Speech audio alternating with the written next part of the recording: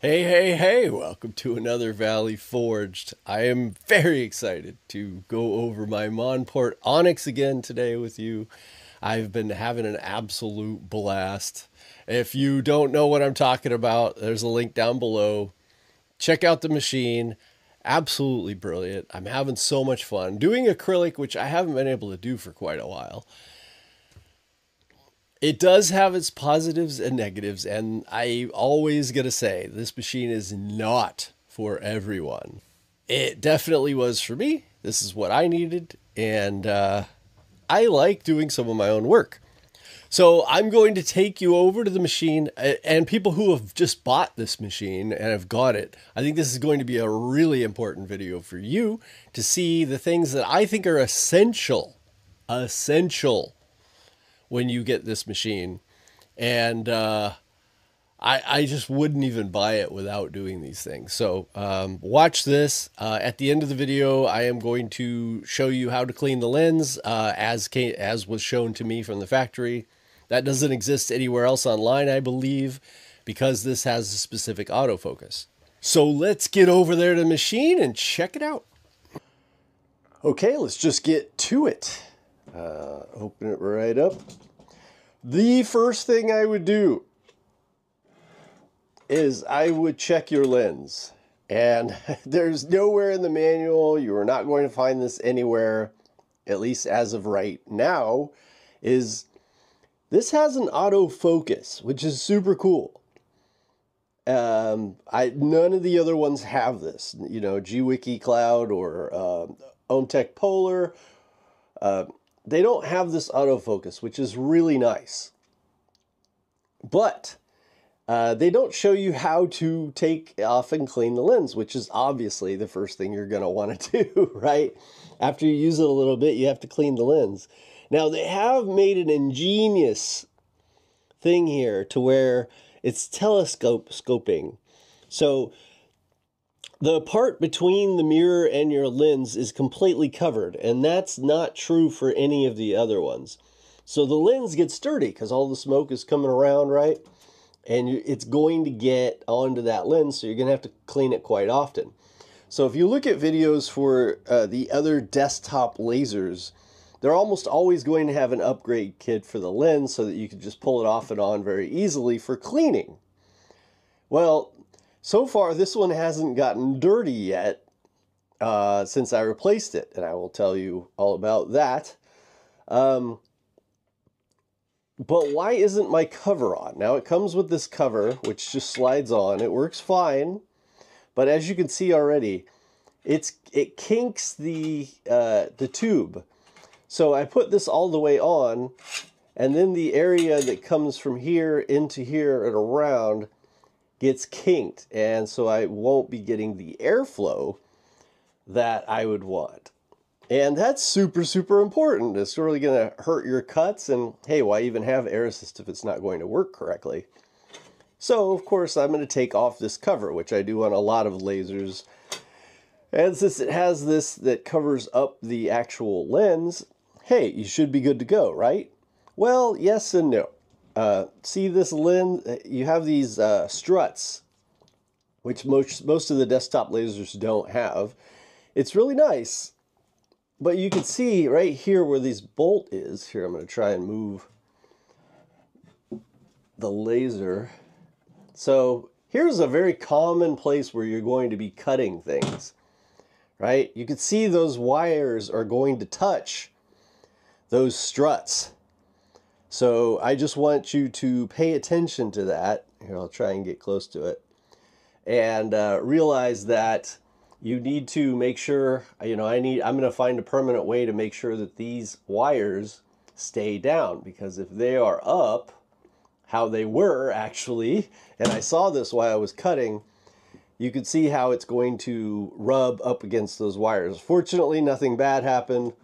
But I would definitely not want to take a chance on that. Make sure they're kind of level to the top of this laser head area.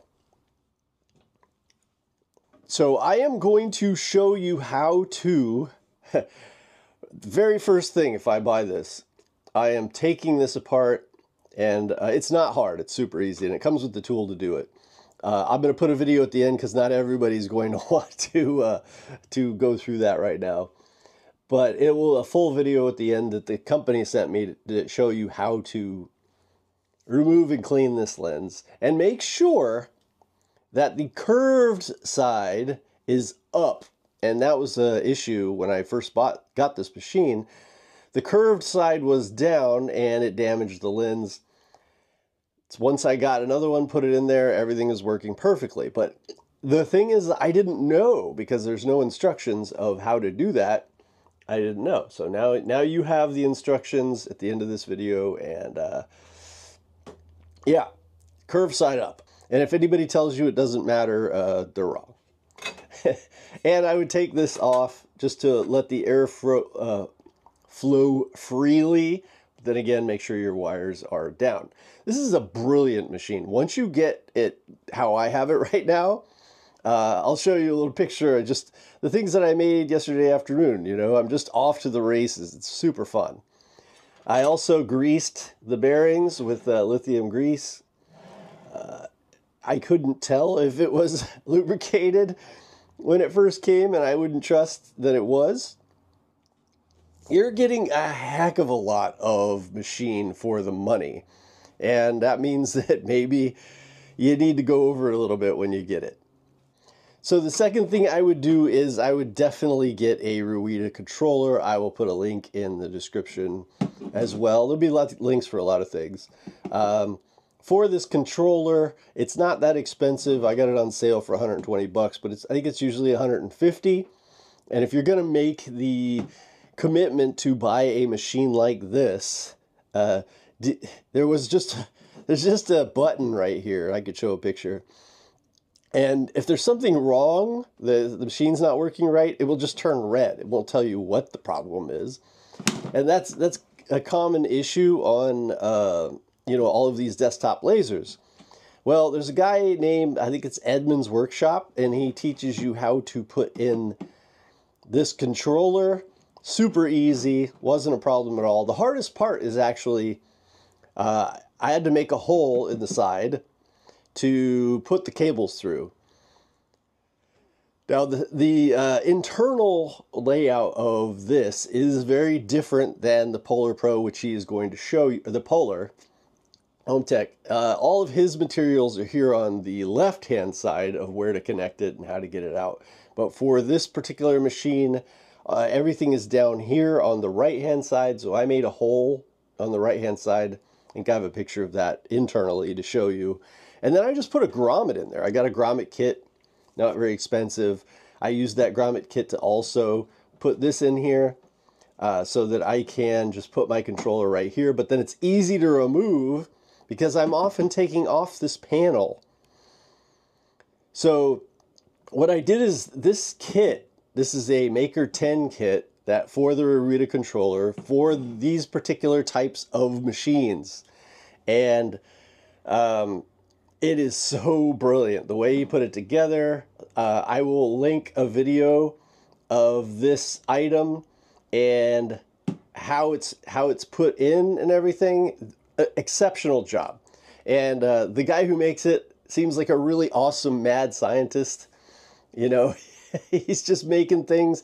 He made a red dot pointer for this as well, which I don't think will work with the Air Assist model, but it will work for you with a GWiki Cloud or a OhmTech Polar.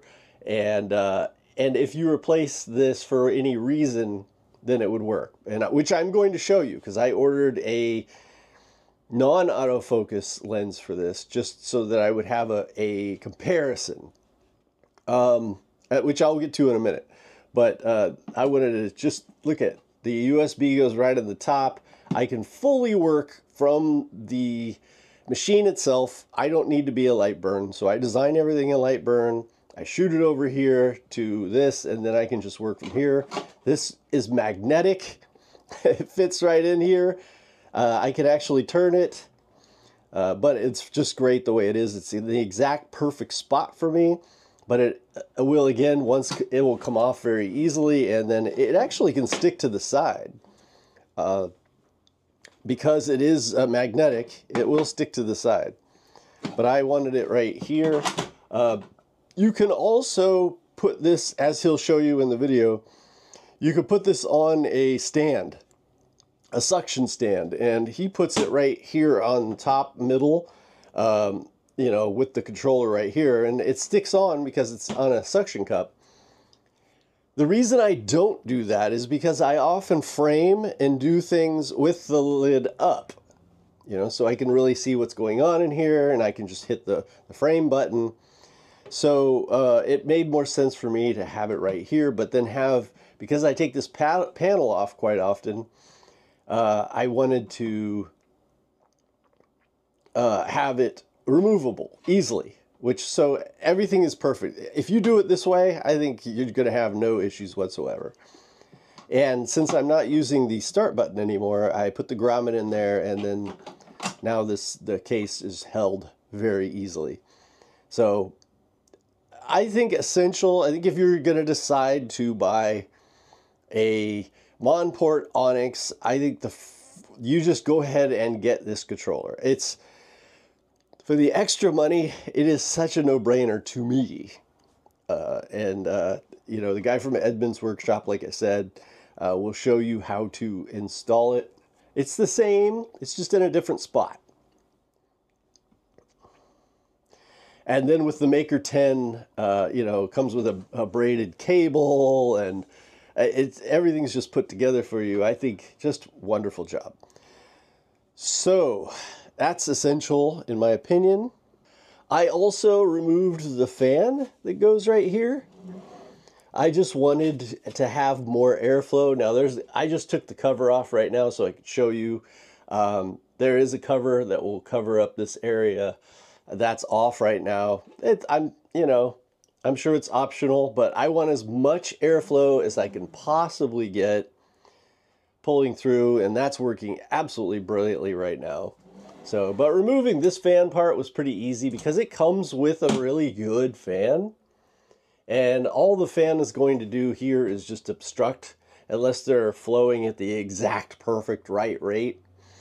One of them is going to be pulling the other one. So it made sense for me just to remove it. It's got more airflow, it works great. And that's the thing, you know, you're not buying a typical diode laser where you just set it up and go to work, right? This is more of a business industrial machine. You could do a lot more with it, but it does require a little bit more thought. As far as aligning the beam, I had a question on that. Do you have to align the beam? It's far less likely and a lot easier because the laser tube is right here. Now, typically on a CO2 laser, this tube is in the back. And so when the gantry moves, now you've got a laser in the back that has to shoot there, shoot here, and shoot wherever this is at, which makes it very difficult. So you take away a lot of the issues when the laser tube is here. Now, it still has to go from the tube and then turn around and come here, but they're always together. So aligning that laser is going to be about 1,000 times easier. And I didn't have to do it at all with this. It was already perfect. So that wasn't something I had to worry about at all. But I will do a video showing how to do that. I'm going to do a video showing you how to do everything on this. I will even do an updated video on how to clean the lens and some of my thoughts on that. Everything that you can think of, plus all of the questions you might have. Now, if you get this, if you do decide to get this machine, of course, I have a link below. And as long as you watch this whole video and you realize, hey, and maybe my other video that I did earlier, and you realize, hey, you know, this sounds like something for me, that I'm willing to do the upgrades to make it perfect for me, then I do highly, highly recommend this laser. I think it's wonderful. But if you're somebody who just doesn't really want to learn a lot, You don't want to do the upgrades. You don't want to add the Ruida controller. You don't want to, check the lens at the beginning and grease it, or, have to do a little bit to get it perfect. I would not recommend this laser. I would say stick with something maybe like a X tool or something that's going to be a little easier for you to get into. But I could have had the X Tool P2. I personally wanted this one. It just fits everything that I want to do better. Of course, it's a lot. It's what, half the price or something. Which, of course, is a big deal. But even for equal money, I still prefer this. I still prefer the fact that it is Lightburn, fully Lightburn compatible. I don't have to deal with XCS at all. I don't need all those crazy accessories that you need to get for the P2. I think they're kind of bullshit, to be honest. But for the right person, they can be useful. There's a lot of things that I don't need and I don't ever want to even look at. But again, that's my personal opinion. The P2 is great. I'm not saying that it isn't a great machine. Everybody has their own thing. Everybody has their own reason for buying a certain machine over another. So somebody may ask me, hey, should I get a P2 or a Monport or a OM Tech or a GWiki Cloud? I chose this one. I could have had any of the ones I wanted. I chose to get this one. It just fit what I wanted to do after looking at all of the videos for all of the machines. I just felt like this was the one to do. And I am super happy with it. I knew I was going to have to do these upgrades, and I will do a comparison video as best I can to show you why I made that decision. And I'll, of course, be making videos on every single thing here. The next thing that I would do is a ramp test. Now, yes, it does have autofocus, and you just hit the one button and it does the autofocus, and that is super brilliant. Way better than any of the other machines. But is that focus height correct from the factory? In my case, no. It is, I think it's around 3 millimeters from the bottom, from the material, whereas I think 5 millimeters is actually closer to where it should be. So I created my own gauge for, and what's great is I could just use the Ruida controller to put it exactly the right height for me. I don't have the machine on right now just for noise reasons, so that you don't have to listen to that. But it's brilliant. It just does everything. And yeah, it was an easy to make gauge for me to make it perfect. I've never really been a fan of autofocus. This is the best one that I've ever seen as far as ease. And if you don't have this controller, it's absolutely necessary. But because I do have this controller, fixing the focus myself is super easy. So just get this. It's the easiest thing to say. Just don't even bother buying the machine without this. My opinion. And again, like I said, I greased the bearings. I added my own air assist. So if you look behind the machine, it's just a regular, the cheapest air assist, but I just wanted to have that extra air coming in. I'll show you a picture of the one that comes with it. I showed you in the last video. Was not the best. Oh, and this drawer has to be completely pushed in or the laser won't work. That's the most common issue people have, other than maybe the lens. And so just make sure it's all the way pushed in. There is a switch down here at the bottom that is, if it isn't pushed in, the machine won't work. Another thing another upgrade that I will be making super soon is I want this to stick.